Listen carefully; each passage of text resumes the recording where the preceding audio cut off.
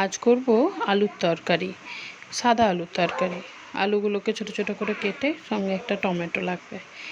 এবার ওইগুলোকে সিদ্ধ করতে দিয়ে দিতে হবে। তার সাথে লাগছে আমার টমেটো ছোট ছোট করে কাটা, চারটে লঙ্কা, কাঁচা লঙ্কা চিড়ে রাখা, ধনেপাতা আর আদা বাটতেও পারেন, কুটতেও পারেন। এইবার আমি একদিকে আলুকে সেদ্ধ করতে করিয়ে ফেলেছি। এবার এখানে আমি একটু তেলে নিয়ে নিলাম জিরেটাকে। জিরেটা নেড়ে নিয়ে একটু কাঁচা লঙ্কাগুলো তুলে নিলাম তেলের ওপর। কাঁচা লঙ্কাটা একটু নেড়ে নিয়ে ওর মধ্যে টমেটোটা দিয়ে ফেলেছি।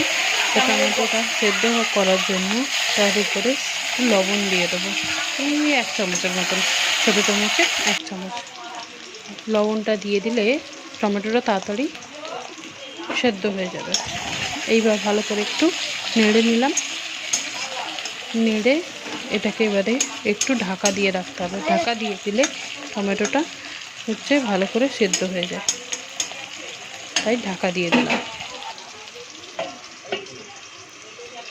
ঢাকাটা দিয়ে এবার গ্যাসের ফ্লেমটা একটু কমিয়ে দিলাম। এইবার খুলে নিয়ে টমেটোটা দেখছি হয়ে এসছে। আদাটা দিয়ে দিলাম। আদাটা দিয়ে একটু নেড়ে নিলাম। এবার আদাটা দিয়ে একটু ভালো করে নেড়ে নেব।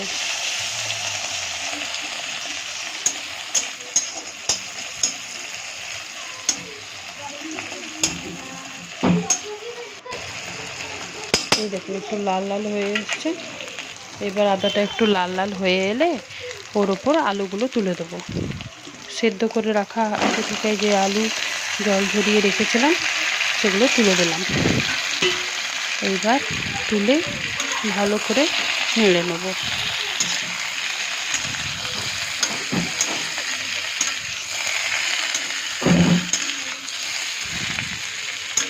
এইভাবে নেড়ে এবার আমি যেহেতু নিরামিষ করছি তাই আমি দুটো জিনিস ব্যবহার করি, ঘি আর একটু হিং। অল্পখানি ঘি দিয়ে একটু নেড়ে নিলাম, যাতে হালকা, তেল তো দিয়েছি, আর এই যে হিং 1/2 চামচের মতো দিয়ে ভালো করে নেড়ে নিলাম। এইভাবে নেড়ে নিয়ে একটু লাল হওয়া পর্যন্ত অপেক্ষা করব।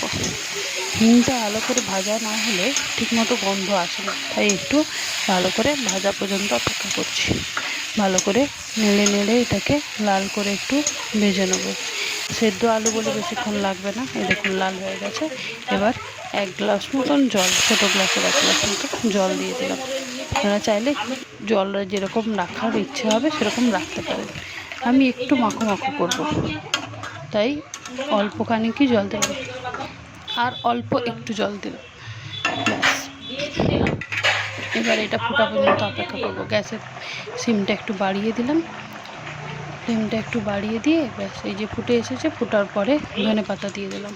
ব্যাস, আমার সাদা আলুর তরকারি রেডি। এই দেখুন ইতিমধ্যে বদমাসটা চলে এসেছে। লুচি করা হলেই ওর বাবার জন্য একটা লুচি করে। আমিও ছোটোবেলায় এরকমই করতাম।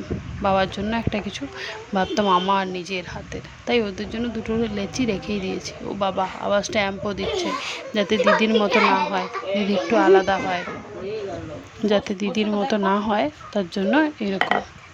দিদি বলাটা ভুল, আসলে দুজনেই তো যমজ, তাই ওরা দুজনকে বনুই বলে, দিদি বলে না। ব্যাস, এই দেখুন কারসাজি। এই আরেকজন শুরু করে দিয়েছে। বাবা বেলনি চালানো দেখছেন কেমন করে বেলনি নাড়াচ্ছে, যেন কত বড়। আর ওদের এই এবড়ো খেবড়ো লুচিগুলো সন্দীপও খুব খেতে ইচ্ছে করে, ও খুব ভালোবাসে, আর ওদেরটাই সবার প্রথম খাবে আবার। এই দেখুন এই করে হয়ে গেল এদের লুচি তৈরি। আবার মাঝে এই যে আঙুল দিয়ে চিপে দিল। এইভাবে এবার আলু তরকারি, লুচি আর মিষ্টি দিয়ে পরিবেশন করে দিলাম। আমার ঘরের সবাই এটাতেই খুব খুশি। নিরামিষের দিনে এটা হলো ওদের সবথেকে প্রিয় খাবার। শুধু নিরামিষে কেন, লুচি হলেই আমার ঘরে সাদা আলুর তরকারি আর মিষ্টি লাগবেই। এই দেখুন।